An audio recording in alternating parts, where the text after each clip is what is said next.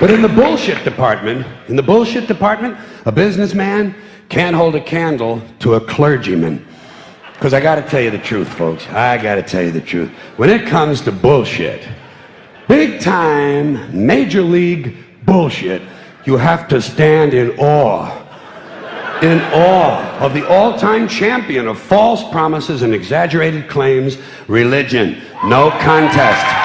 No contest. Religion easily has the greatest bullshit story ever told. Think about it. Religion has actually convinced people that there's an invisible man living in the sky who watches everything you do every minute of every day. And the invisible man has a special list of 10 things he does not want you to do. And if you do any of these 10 things, he has a special place full of fire and smoke and burning and torture and anguish, where he will send you to live and suffer and burn and choke and scream and cry forever and ever till the end of time.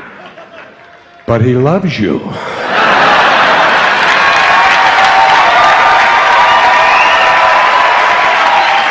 He loves you. He loves you, and he needs money. He always needs money. He's all powerful, all perfect, all knowing, and all wise. Somehow, just can't handle money. Religion takes in billions of dollars. They pay no taxes, and they always need a little more. Now, you talk about a good bullshit story. Holy shit.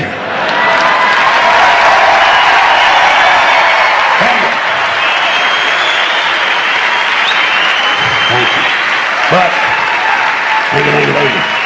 thank you very much. But I want you to know something. This is sincere. I want you to know, when it comes to believing in God, I really tried. I really tried. I tried to believe that there is a God who created each of us in his own image and likeness, loves us very much, and keeps a close eye on things. I really tried to believe that, but I gotta tell you, the longer you live, the more you look around, the more you realize something is fucked up. Something is wrong here. War, disease, death, destruction, hunger, filth, poverty, torture, crime, corruption, and the ice-capades. Something is definitely wrong. This is not good work. If this is the best God can do, I am not impressed. Results like these do not belong on the resume of a supreme being. This is the kind of shit you'd expect from an office temp with a bad attitude.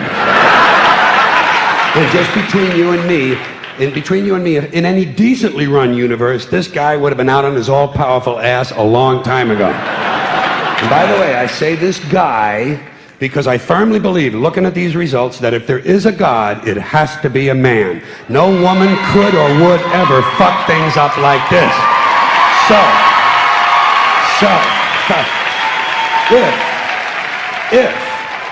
If there is a God, if there is, I think most reasonable people might agree that he's at least incompetent and maybe, just maybe, doesn't give a shit.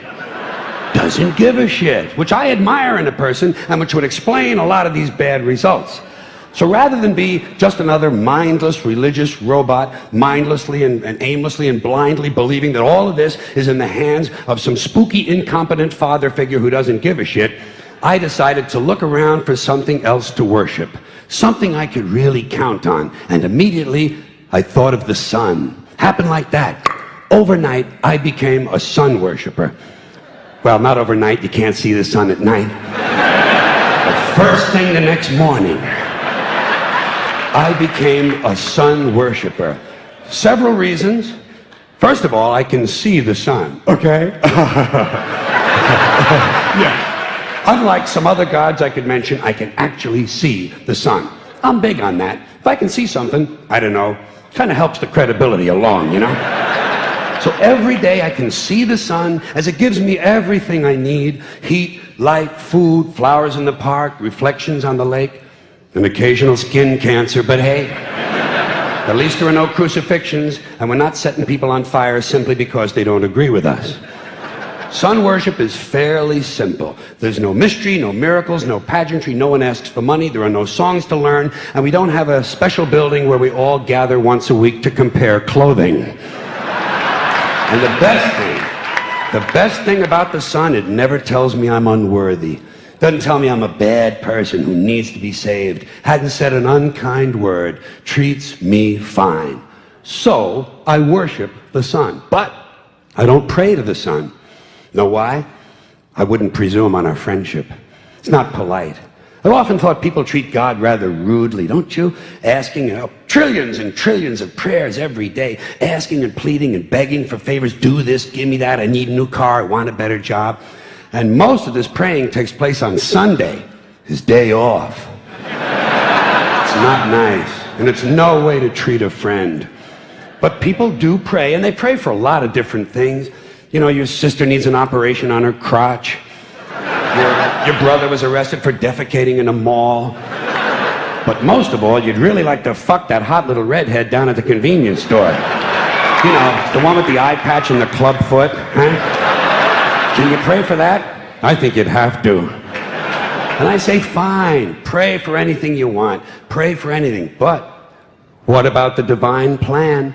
Remember that? The divine plan. Long time ago, God made a divine plan. Gave it a lot of thought, decided it was a good plan, put it into practice. And for billions and billions of years, the divine plan has been doing just fine. Now you come along and pray for something. Well, suppose the thing you want isn't in God's divine plan. What do you want him to do? Change his plan?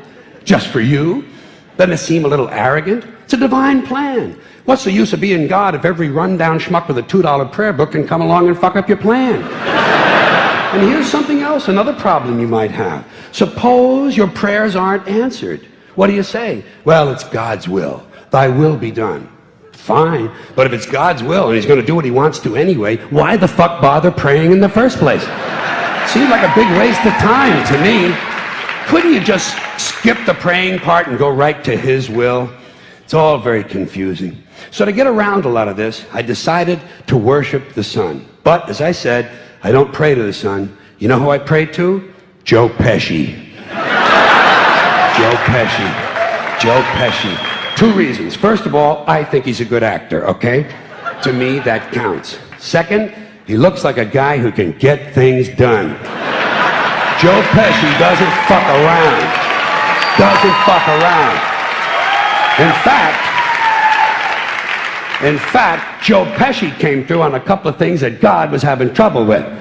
For years, I asked God to do something about my noisy neighbor with the barking dog. Joe Pesci straightened that cocksucker out with 1 visit.